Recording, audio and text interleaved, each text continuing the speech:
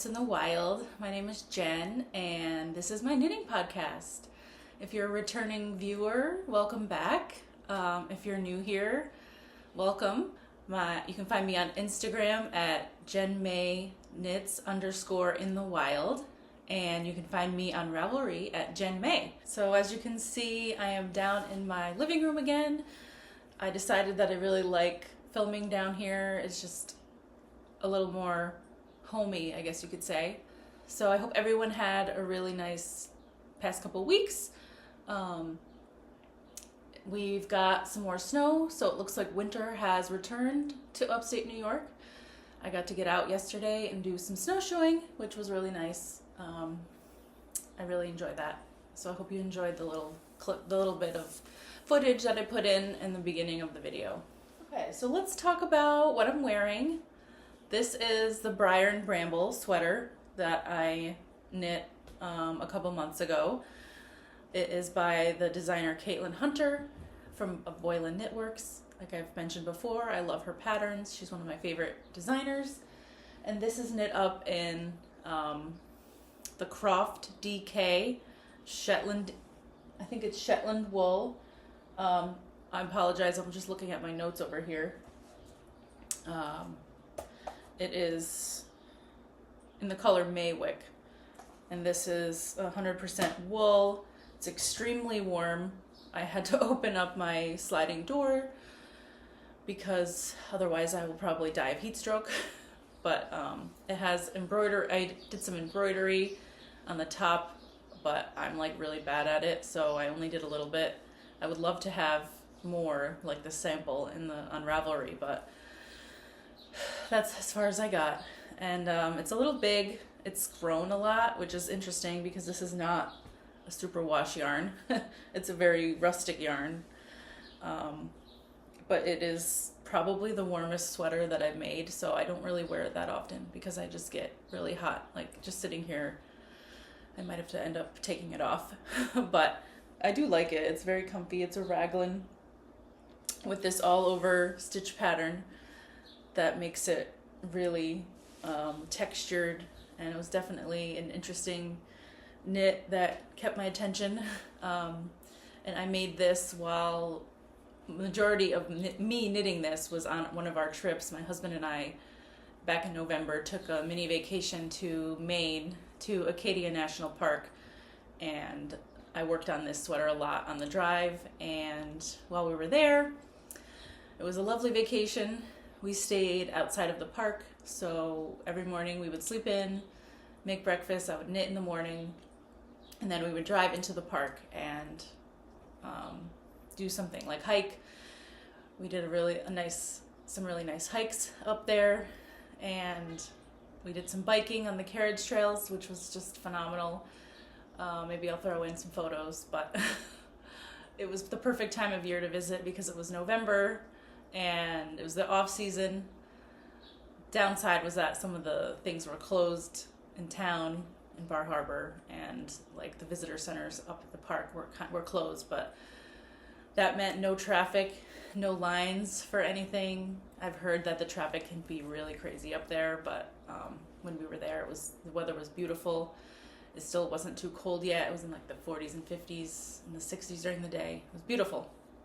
But anyway, this sweater reminds me of that trip because I was knitting on it a lot while we were there. I don't have any finished objects to share, unfortunately, aside from handspun yarn. So I will start by showing you my whips.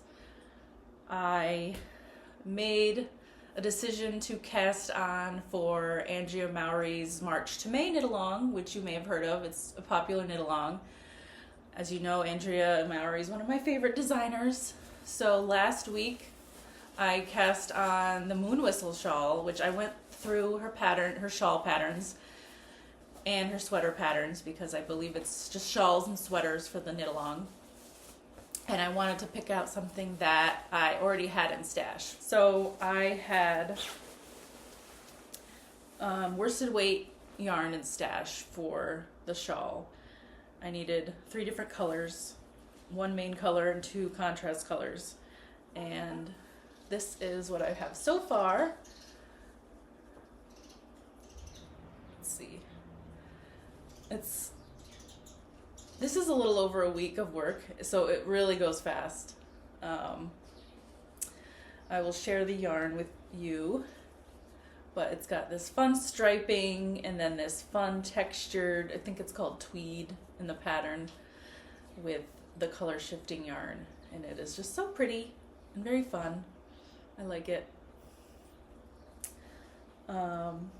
So the yarn I'm using, I have a skein right here, and this is Birch Hollow Fibers, Octavia worsted in the colorway Ode, ODE. And this is Superwash Merino, worsted weight, and I purchased this yarn online, I think at, I forget where, but I bought 4 skeins of it and without any plan. So it's just been sitting in my stash for the last like year, and I've used up most of it on shawls. I used it in my night shift shawl as well, and it just makes a great like neutral base, like main color, I think. So this is all I have left, and I will have to break into this for the shawl. And my other contrast colors are these two. So these are Feederbrook Farms. I have the band here. So this is the solid here is their 100% BFL blue face Leicester in the color slate blue, and this is just their DK solid base. And this, oh, I love it. It's so fun. This is their Entropy DK. And this is 100% blue face Leicester as well. And I don't have the ball band for this, I don't think. I forget the name of it. I will have to throw it in the description. But it's a color shifting yarn, kind of like spin cycle yarns, but it's a little more economical because you get double the amount for a little less than what spin cycle charges. Like these, I believe, are $30 a skein, depending on where you get them from. But you get 100 grams versus 50 grams for that price. So I really like that. But again, the back of the shawl even has a beautiful pattern that I like. So it makes it almost reversible. This is the right side. But as usual, my gauge is off. Whenever I knit Andrea's patterns, I have to go up usually 2 needle sizes, and I'm still not on gauge. So theoretically I should have gone up 3, but I don't know if I would have liked the fabric going up that many, because I really like this fabric. So my shawl is a little shorter than it should be right now. So I think I'm going to add, I will have enough yarn.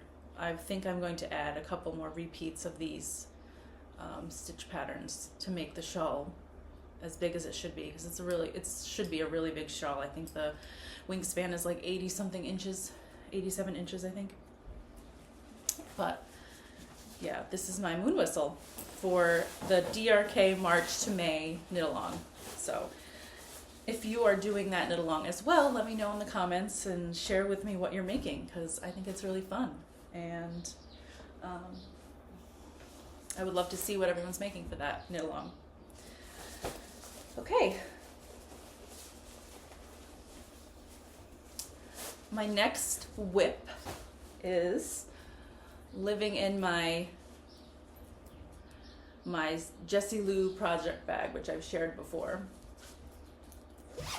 So this is my Mussleburgh hat that is slowly but surely coming along.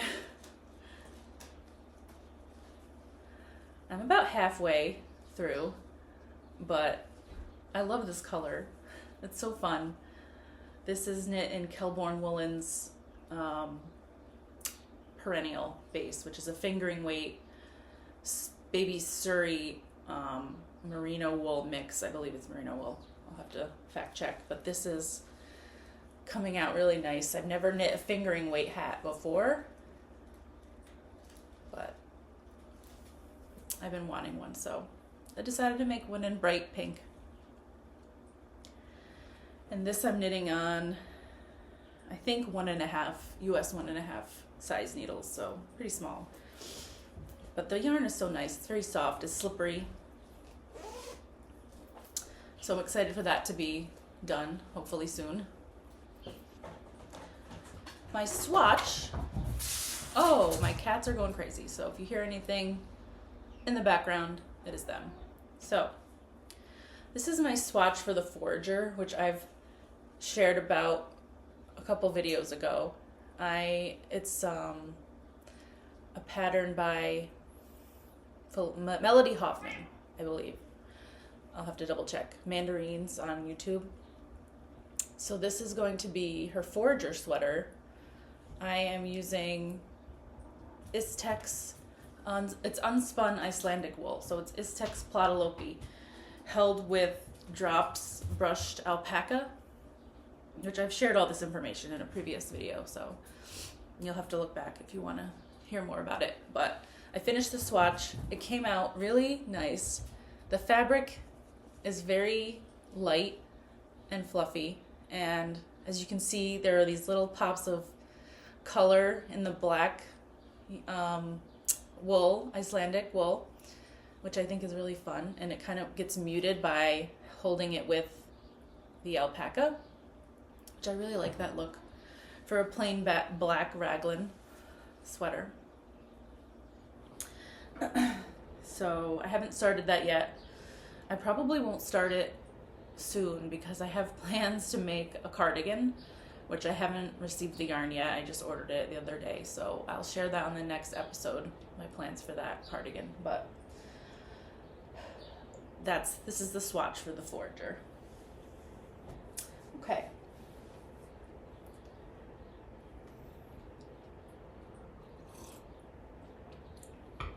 Last weekend, I went on a trip to Philadelphia. My sister-in-law lives there, and my husband was down there watching her dog while she was on vacation. Her and her husband were on vacation, so he went down to dog sit for the week, and he works remotely, so he worked from there all week. And I took the train down last Friday from here, and while we were there, she lives only a few blocks away from a yarn shop. So of course I had to walk there and check it out.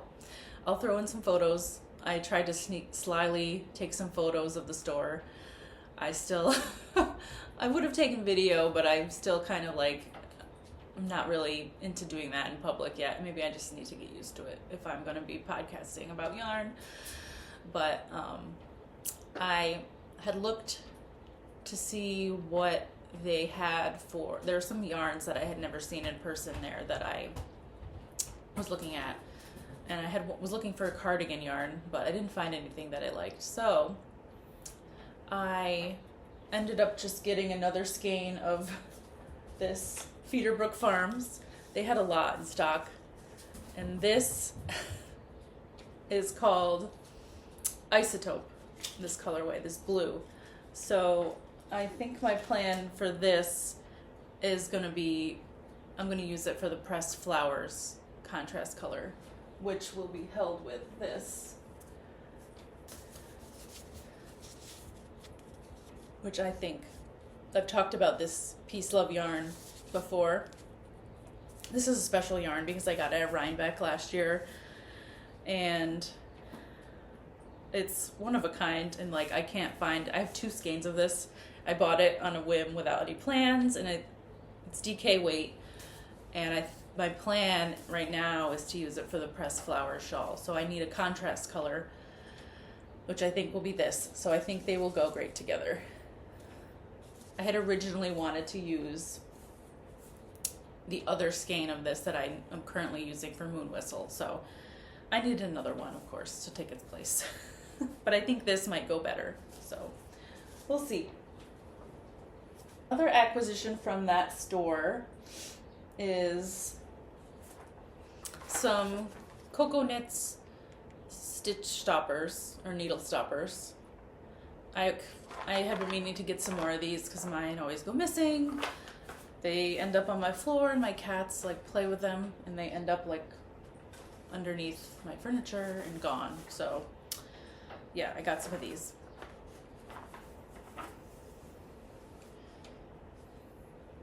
So some more acquisitions. I purchased a bunch of fingering weight yarn for the Vertices shawl, Vertices Unite shawl by Stephen West, which I talked about last time, that I have plans to make that too. So I love shawls. I'm getting to have too many shawls, so I gave 2 of them away last weekend to my sister. So hopefully she gets some use out of them. But I love shawls. They're just so fun to make and fun to wear, especially in the winter around here. Like I wear them at work almost as like a fashion piece, but people probably think I'm nuts wearing them inside. But I mean, it's kind of cold in my office sometimes, so I just wear them. Anyway, I bought a bunch of different colors because that pattern calls for 5 different colors that match, and I'm really bad at picking colors. Because there's so many decisions to make when it comes to colors, and I like a lot of different things, so it's hard for me to pick something that I think and then have it look good together, because maybe my eye just isn't like the greatest when it comes to picking colors that look good together. I don't know, but I picked a bunch of different colors and I will show them to you. And some of these are actually you've seen before because I got them in my Farmer's Daughter Fiber Sock Club. So, and I think I'm going to use those in this shawl. So, they're all on the floor here. Bear with me. Okay. So, this one I bought with intentions for the shawl, but I don't think I'm going to use it. This is Spun Right Round Sock Yarn. Or fingering weight, what is it? Classic sock. So I don't think I'm going to use this in the shawl, but maybe. I'll get your opinions. Anyway, this is just 100% superwash merino. And Spun Right Round is, I believe these are the ones that are, this is the dyer based in Rochester, New York, which is like 4 hours away from me, but it's a New York yarn, or New York dyed yarn, so that's one of the reasons why I buy this yarn, because I think it's, the colors are amazing if you ever looked at their colors, but they're hand dyed in Rochester, so that's a New York State hand dyed yarn. So the other colors I have here, it's gonna be bright, which is what I wanted. This is, I showed last time, the Farmer's Daughter Fibers March Sock Squat colorway, this yellow color, and ignore the mini skein because I'm not going to use those in the shawl if I end up using these. And this is called this is the Highwood Sock base, and the colorway is called California Poppy. So I think that would look great with these. So this is just a Cascade Yarns Heritage Sock, which is 75% merino and 25% nylon. So all the solids here are that base. And I like Cascade because it's affordable and the colors are amazing. So these are the 3 colors I purchased for the shawl to be the contrasting colors. Let's see if I can show you better. And now I don't know if the names of these colors are on here. I think they're just numbers. So I will have to throw it in the description because I don't remember. I think this one was like coral something, like, and then this is just a slate gray, and then this bright pink, which, as you can tell, I'm kind of into the bright pinks right now, which is unusual for me, but I liking it, and I'm going with it. And then I think I'm going to use this. This was the February Sock Club. And this is on Rocky Mountain Pearls, which is 80% superwash BFL and 20% nylon in the color Bitter Root. So ignore the mini. I'm not going to use that in the shawl, but I might go with these colors for the shawl. I don't know. What do you think? Do you think they go together? Let me know. It's kind of hard to see. Maybe I'll show a photo of them all lined up together so it's easier to show you. But yeah, decisions. Choosing colors is one of my, not one of my strong suits, so let me know what you think. Okay. So, next up, spinning. So I have been spinning my little heart out. I think I mentioned, but I joined Nest Fiber's monthly fiber club because why not? So if you haven't received your February Nest Fiber box yet, don't look. But I'm pretty sure since it's March, they're probably all out. But anyway, this is February's color called Cabin Fever. And it is on 100% BFL. I'm not going to take it out of the package because I don't want to get it dirty or just like to keep it clean. Anyway, very pretty. I love these, what do they call this? Grello, this green yellow color. I'm really into that right now. It's got these pretty blues. It's just so pretty. I cannot wait to spin this up. It's going to be pretty. Beautiful. 2 fluffy skeins of yarn that I made, and I think I shared the fiber on the last episode. The brown is 100% Morit Shetland wool from D&D Fibers, which is based out of Messina, New York, which is way up north by Canada. And another reason I bought from them is because they're based in New York.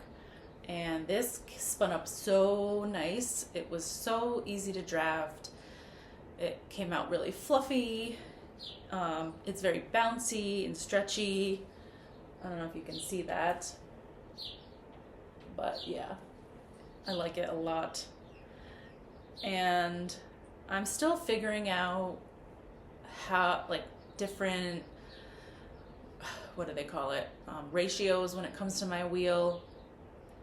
And I have this, so when I first learned, I went to a spin-in at CC's Wool and met these girls, these ladies who were spinning as well. And Julie, who works at CC's, was a wealth of knowledge, and we all exchanged numbers. So I've been texting her to ask her about different spinning questions I have. And I really want to learn how to spin finer yarns to make like a DK or a sport weight, but my default seems to be like an Aran, like chunky weight, like these. So these are all washed and skeined up, and this is the 100% Corriedale from D&D Fibers, I believe. I think they're both from there.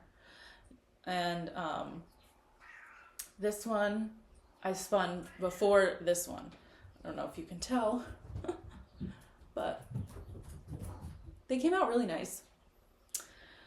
They're just very chunky, and I think I'm probably going to end up making a colorwork cowl or something. I really don't want to be one of those people that just spins yarn and doesn't make anything with it. So I'm hoping that I need to really make an effort to cast on and make something with this yarn, but I do like it. I think it will knit up really nicely. I also need to get better at sampling my my yarns that I've spun, because I kind of just wait and see how it turns out, which is not good. Like, I really need to sample it and see if I like the finished product so far, and then I can change a few things about how I'm spinning it to like make sure I really like the final product. So I'm still trying to do that, and I need to get better at weighing my fiber before I spin it. I'm just kind of bad at that, kind of lazy. But My next finished yarn is this lovely stuff, which was my first try at a fractal spin. I had this beautiful braid, which I showed last time, from D&D Fibers. Go check them out. Check out their Etsy shop. They have some really beautiful stuff up there. So this was 100% Falkland, which might be my favorite of so far to spin. It spun so nicely. It drafted nicely. It was sticky. It was really, really nice to spin. So what I did was I split the braid up in two pieces, and I kept one piece whole, and then I split the other braid, oh my god, I don't even remember, either 2 or 3 times. I think it might have been 3 times. And then I spun the first braid, the half, completely end to end. And then for the second, and that would be 1 ply. I mean, I'm terrible at explaining this, so just look up fractal spinning and it will tell you how to do it. But the second ply, I used the 3 sections, 1, 2, 3, end to end. So the color changes happen faster with the second ply. And then I plied the 2 together. And that is a fractal. Correct me if I'm wrong, because I still don't really know what I'm talking about. But this has been the look of yarn that I have been going for since I learned how to spin. Like, this is what I wanted to do, is this kind of yarn. And it is just so pretty. I cannot wait to make something out of this. The only thing is that it's chunky. It's really thick, which is normally not what I knit with, but I'm learning to spin thinner yarn. So presently I have some merino on my spinning wheel right now. I have switched to a smaller whirl, which is what I've been told you need to do if you want thinner yarn, and played with the tension so that my fiber is like not being pulled into the orifice as fast, so it's spending more time outside and like getting spun tighter. I don't know if I'm saying this right. I'm sorry, I am not an expert. I'm learning. So feel free to offer some tips. Let me know what I'm doing. Like, just bear with me while I learn. Okay, so this is that Falkland from D&D Fibers. So nice. So I think that is it for today. I'm looking around. I don't think I have anything else to share right now. So thank you so much for tuning in. Thank you for leaving comments. I really love reading every one of your comments. I try to answer them all.